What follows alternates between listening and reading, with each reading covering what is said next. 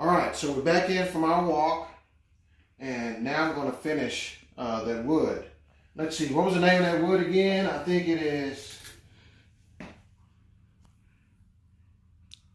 Padauk. Padauk, I guess. We're trying to figure it out. All right, so let me get ready. So I'll take off my regular glasses.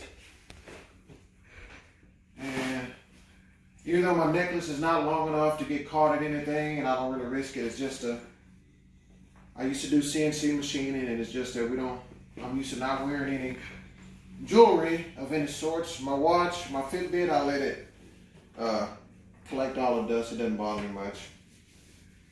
So I'm gonna get ready to finish that. And I appreciate you guys for watching and subscribing to join in this process. So as I said it before on one of my other videos, is that if you were to send me a message, you can like my page, Handcrafted Pens and More. What you can do is look for me on Facebook, Raymond Jackson, and then you can like my page. And if you were to order a pen, I think perhaps one time I'll probably get on there and record. I will mention your name, and then what I would do is I will record me making your pen, and we'll post it on the air, and I'll let people know your name and where I'm sending the pen to. So when you order a pen, you make your payment or donation through the Cash App, and then I'll mail it out to you the next day. Well, I'll say the next day, as soon as it's completed. If it's one I already made, then I can send it to you the next day, provided that the next day is not Sunday. So, we also had a good time at Sunday service. We talk about the commitment of Peter and how dedicated he was, even though that he just like we tend to backslide a little bit, or we don't want to admit our faith, but God, forgave him, and he continued to show grace, through his son, Jesus Christ, So anyway, now, that's a good subject. I can go on forever. I'm going to try to cut that short. We can do sermon and Sunday Bible study later. So I'm going to put this on, and I'm going to show you how I cleaned this up last time we were on. Because I don't like to work in a dirty area. I like to turn my machine on and let it warm up a little bit. And now I'm going to start with usually 150 grit sandpaper, but with this wood I don't have to start as coarse because it's soft, so I can start with something a little smaller, because what I try to prevent having is a lot of swirled or sand marks inside of it that I have to get out. And I'll show you how I get that out while I'm working it.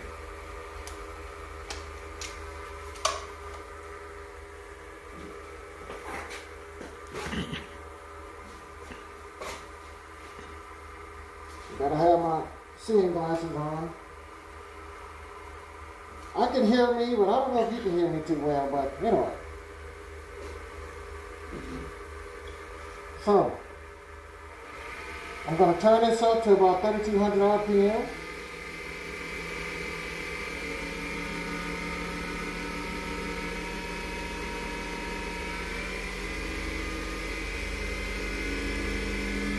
Somewhere between 28 and 3,200.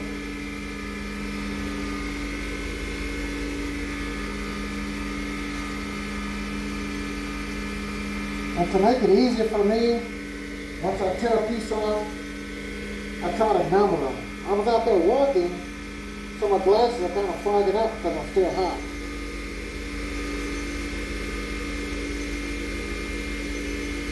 I'm putting off a lot of heat. Since I'm not cutting any big chips off, I can take my guard off. That'll help my glasses not fog up nearly as much, or it shouldn't do it at all, really.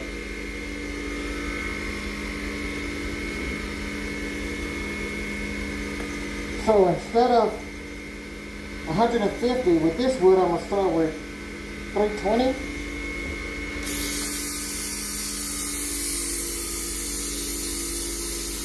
As you can see, the fine dust that comes off of this, you don't want to breathe that in.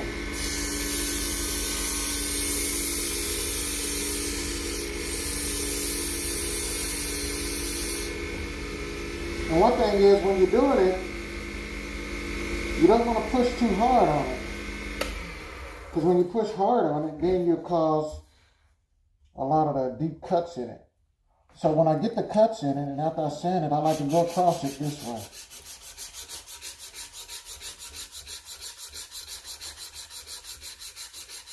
This helps takes a lot of those swirl marks out of it from sanding it.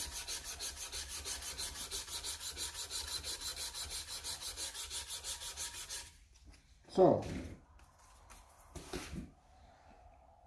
oh, my glass is still fogging up. We took our rock, and I guess a little heat from my body is still coming off and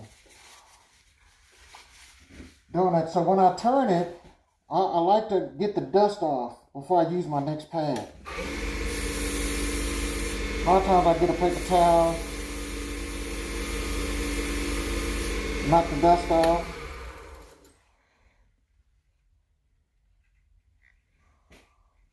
Woo, I'm really fogging it up here. Maybe I'll put my regular glasses on.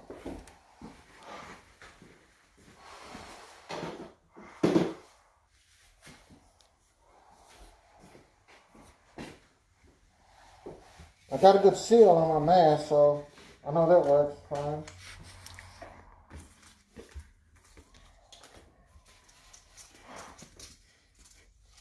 So I'm going to go from 320 to 400. And then from 400 to 600.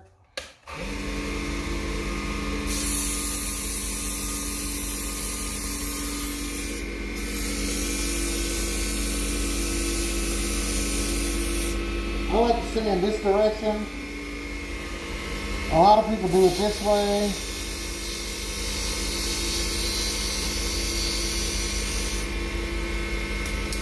I like to do it from the top so the sand doesn't pile up on my sandpaper to just fall off. Again, I'm going to go across it. Every time I use one of these, I'll go across it. But once I get to the 600, which is the next one, I don't do this because it's so fine that I don't necessarily have to do that. I can also just wipe it off like this so I can look at it. If you see that wood, how the different colors of red that's in it, how deep the color gets. And you see those grains? You know how I was talking about how I don't use the flat end of it, the flat insert, because the flat insert could catch one of those grains right there and break the wood off. Especially if you're too aggressive with it. So I try not to do that. So what I'm going to do now is go back into, what we're going to do, 600 now.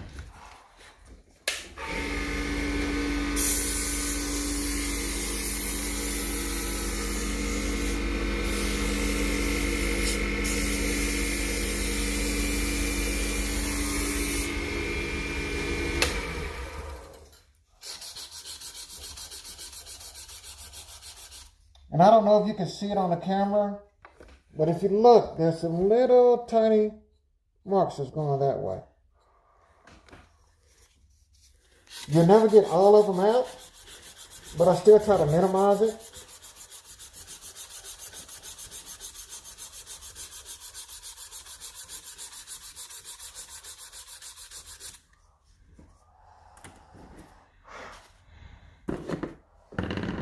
Now, after I do that with the 600,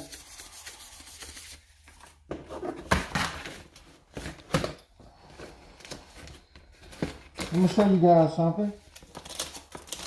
If I can find it. Now that I want to show it to you, I can't find it.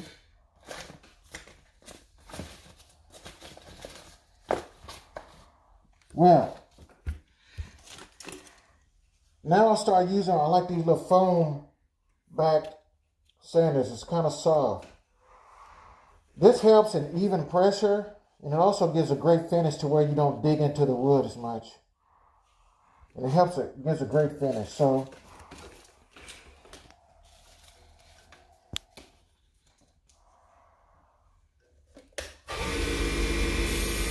and again, I like to do it on the top. You go across.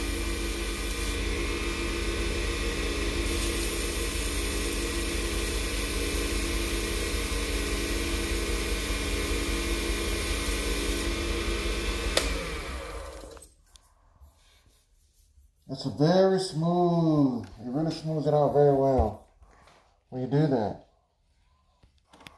Very smooth. So I use my, smooth, isn't it? Mm-hmm. So I use my rust color pad, then I use my green pad.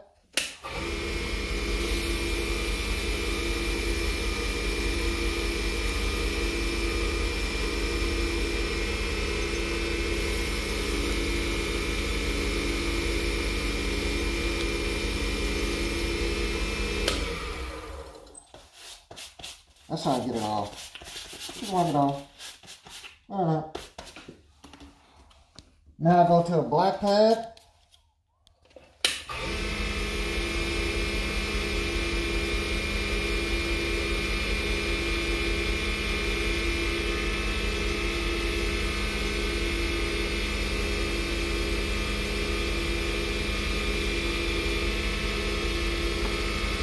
And then what they call tan, it doesn't look tan to me, but I call it, you can say tan.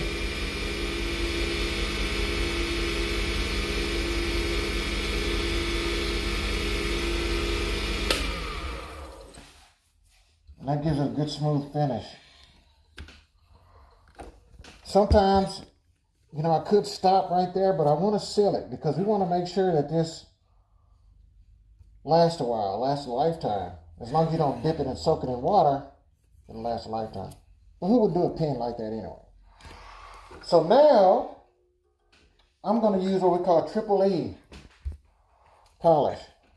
But before I do that, I like to clean up the little dust particles that I made while I was sanding. Because again, I don't want any dust getting inside of my finish. So I use a small shop vac, and I use it to suck up everything around.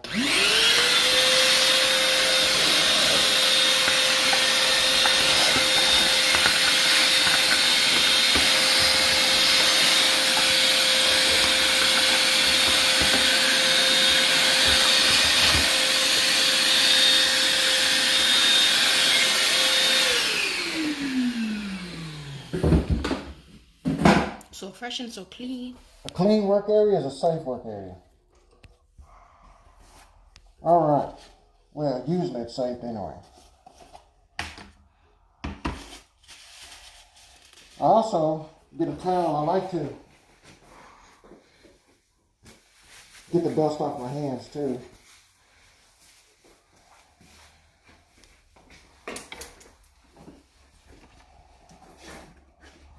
So the triple E, like I was saying before in another video, it's like a paste. Of course, I'm not going to use all of that, but I'm just showing you the texture of it. It's like a paste. Okay, so I'm playing in it right now. But I like to rub it around on here real good. Get it in all the cracks. Make sure it has a good seal on it. You see how the texture, the color of the wood changes when you put this on? It makes it rich and it makes it bold. So I like to do that. So when I polish that, I like to use a smooth I use these painter rags, paint and cleaning rags, because they're soft, they don't put off lint, and if I happen to catch it in this tool, it could tear away real easily. But paper towels are even better. You can use paper towels as well. That's what I started using. But once I got into the practice of doing it, I started using the deal. See how it'll tear away? Okay, so that's why I started using these, because they're lintless. But I still use the paper towels because I like to use it when when I put the Sheila racks on it when I polish it. So I like to grab it up this way. And remember, when you grab it, you got to keep your arms and hands clear. This is something you have to practice. Now, a lot of times still, people like to polish. This is the safest way to do it, is to do it from up under here, this way, with one hand. Okay? But I like to use two, because I can make the pressure more even when I do it this way. So I use two, put it on.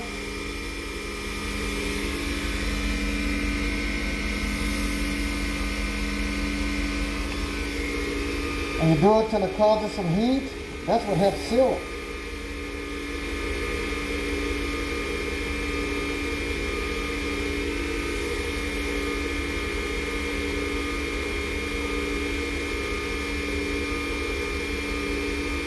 And the Triple E is more of an abrasive polish.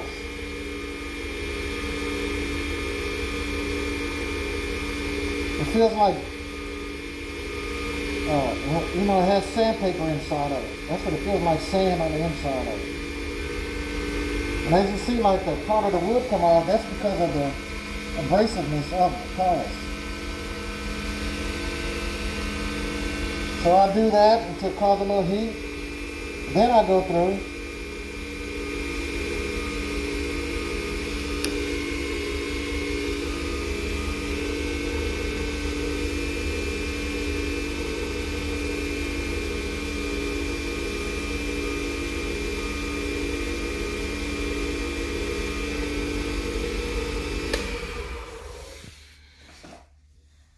as you see, the shine starts to come out. You have to be careful, because when you're doing this, it does cause this heat. And you don't want to put too much pressure on it, cause too much heat. But unlike with the wood, I don't have to worry about warping the material like I would if I was using acrylics or plastic type, if I was making acrylic or plastic type pen. But still with wood, you don't want to start a fire. Friction causes heat. Enough heat will cause a fire. I don't know if this is just going to bust out in flames or not, which I'm not going to try. But you just put enough pressure for it to cause heat, and it'll help seal it. So, and I like to do this a couple times. Just depends on the wood. Depends on what the finish looks like. And what I also like to do is use the heat that I created from the last time when I reapply the polish, because that's going to help this soak into the wood even more. And that helps with the finish, and it helps preserve it. And the pen stay looking bright and polished for a longer time. And this is just the basis. Now with this Triple E, you can't use it under anything else other than Sheila wax, that's going to be the next thing I apply to it.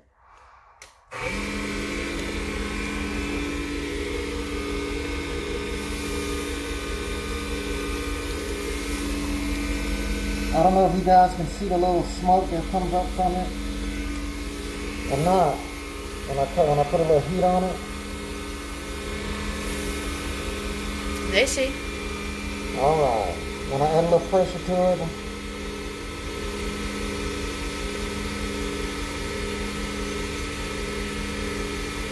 and once you do it this way, you get used to it, and you kind of get the feel of using an even amount of pressure on all of it. That way your finish come out smoother.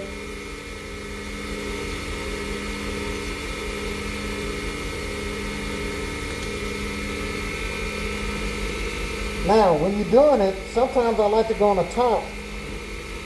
With this, I don't worry so much. But for instance, if you're using a paper towel and you cause too much heat, the paper towel will break. And you don't want to get up there and do this, use too much pressure and the paper towel break, and then you fall into your machine. So you always got to have a good foundation, standing on your feet, and just lightly push with the towel, or with your paper towel, or with your rag. Don't push so hard to where if it will break, you will lose your balance and fall into the machine.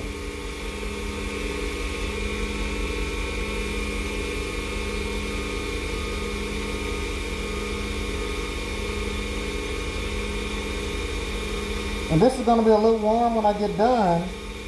So with that warmth, I'm going to apply, once I finish getting all the abrasive off of it, make sure I don't have any left on it, I'm going to apply some Sheila wax.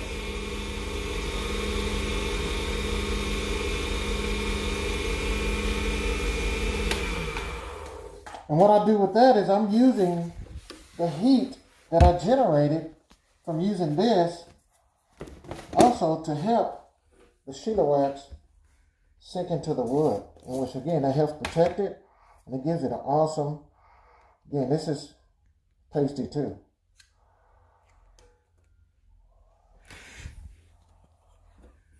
You see I put it on there, that Sheila wax will start to melt.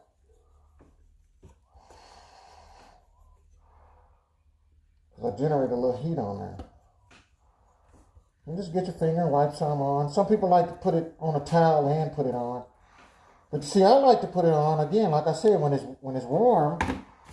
That way the wax soaks into the material. It soaks into the wood, in this case. And it gives it a better shine.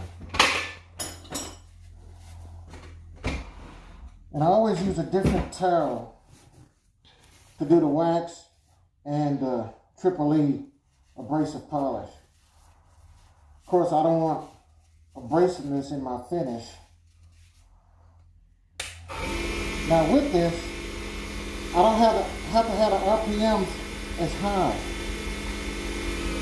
I'll turn it down to about 25, 22, or 1,000 RPMs or so. And then I'll do it. I'm going to use the same technique as I did before and go under. So I'm going to apply some even pressure on it. And go to the side. Once I get some polish built up on the end, then I go back. And I like to lift up and then put it back on top of it.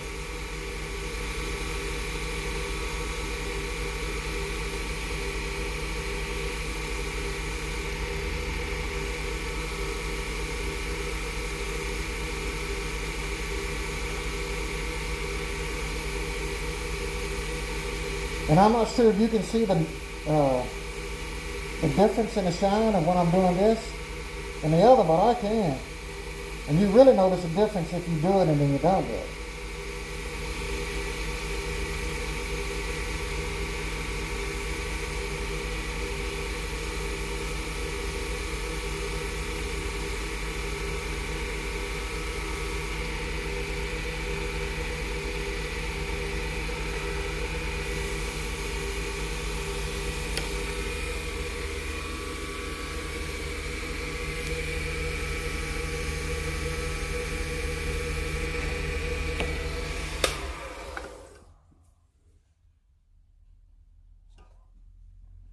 And I'll look it over.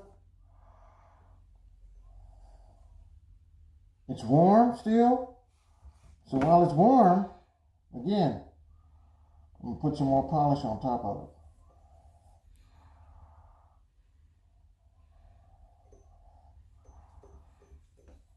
Well, this is the wax, not the polish. Same thing, right? You polish it, you wax it, it's shiny.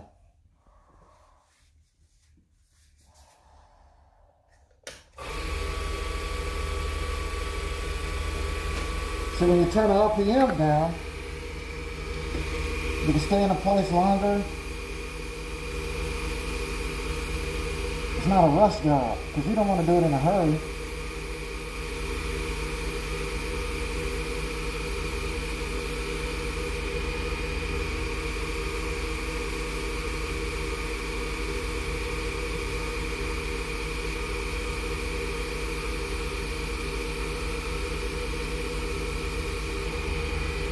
And I want to say that when you're doing the waxing part of it,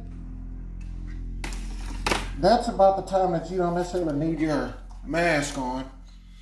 But usually because I tend to do more than one, or I get used to the mask being on, I don't take it off.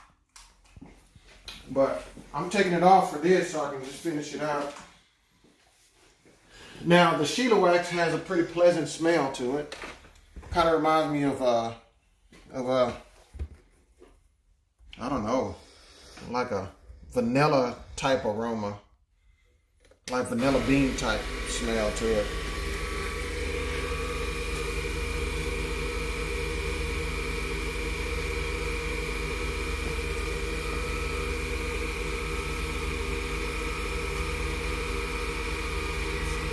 And when I finish these, I want to turn up the RPM back to about 3,200. Then I'm going to run over it real quick with a clean side of it.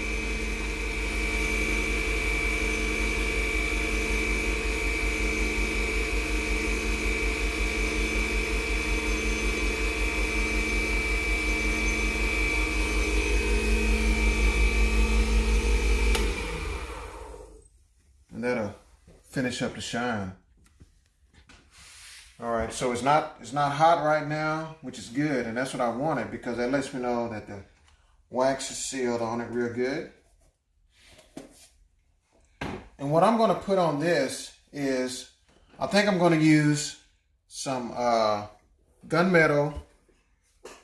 I'm trying to decide between chrome hardware, gold, or gunmetal and the gold. I think gold will really look great on this. So I think that's what I'm going to try, and we'll see how it looks after that. So I'm going to take this off.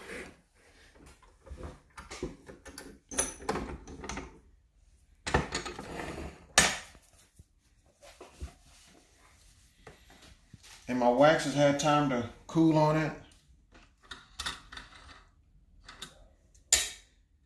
I think my other son got lonely in there, so he decided to. Oh, can I go to my friends? Oh, he just come. He want to go to his friends. He want to go across the street and play with our neighbors. So, hey, go ahead, son. Be careful. Okay. Watch for cars. Don't just run across the street, son. All right. So, that's it. So I want to show you something. When I have this block of wood, when my wood looks like this, I'm going to use this for an example.